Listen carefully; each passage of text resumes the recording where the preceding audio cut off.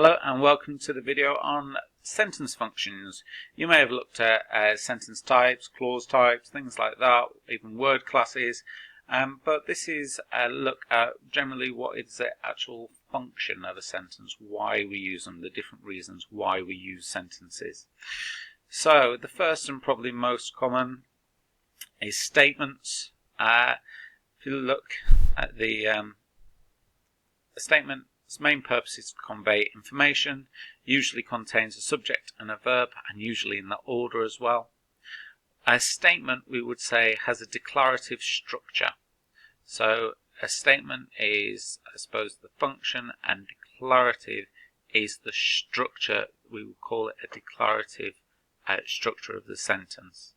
So Mary has a toy has a declarative structure. It is a statement. It has a declarative structure. Joe went to work. It's a statement, has a declarative structure. I won the lottery. It's a statement, it has a declarative structure. Okay, next, questions. And there are three main types of questions. Closed questions with a yes or no reply or equivalent. Are you ready? Yes, no. Or you could say shout back ready or something like that, which would be an equivalent. Things like affirmative, I suppose, could be a response to that. But they're all closed questions. Open questions, WH, they have a wide range of answers. So any question beginning what, where, why, how, okay, strictly not WH in that order, but it does have a WH in this word. What are you doing? Where are you going? Why did you do that? How do you make this? They all kind of encourage a longer and a wide variety of answers. If you were to ask loads of people, you can get as many different answers as people you ask, whereas yes or no, closed questions, you've only got two options. Another type of question that gives you options is alternative questions, the ones that give you options with a connected word. So are you staying or going? Are you catching the train or walking? You know, they give you options and you select one of them. Kind of multiple choice, I suppose.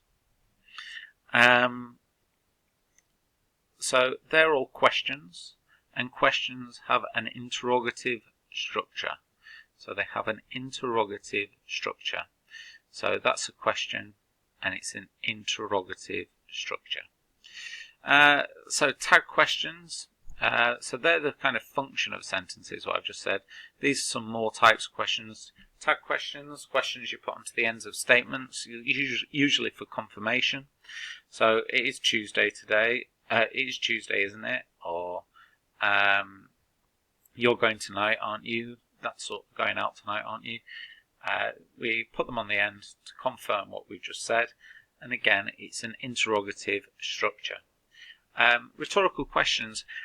Now, these are kind of statements, but again, they do have an interrogative structure, rhetorical questions, because they are there to make a statement. They're not there necessarily to be answered or designed to make someone think, but they do have the structure of a question. So, who knows? That's, that's making the statement that you don't know. Where does, how do you make blah blah blah? Who knows?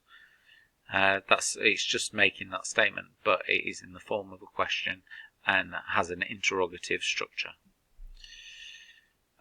Exclamatory questions. So again, not technically questions necessarily, but do have an interrogative structure. So what is that? What are you wearing? They're exclamations, but they do have an interrogative structure. Struggling to say interrogative now, I've said it so many times.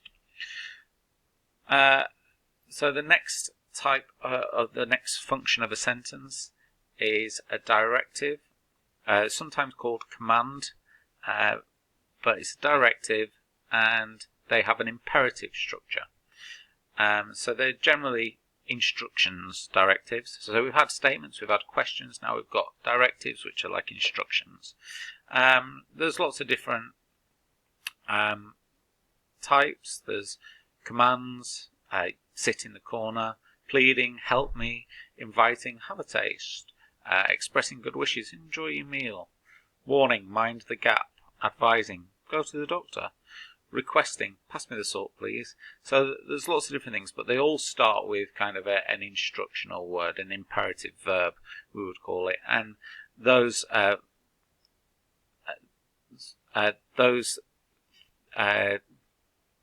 statements, those directives, we would say all have an imperative structure, because they all start with an imperative verb.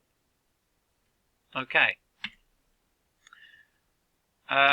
Exclamations and have an exclamative structure. This is the final one we're looking at. So they display a strong feeling which has been evoked. Minor sentence point of view, wow, gosh, the nerve, ouch, oh dear, are all exclamations, all have an exclamative structure. They're all minor sentences.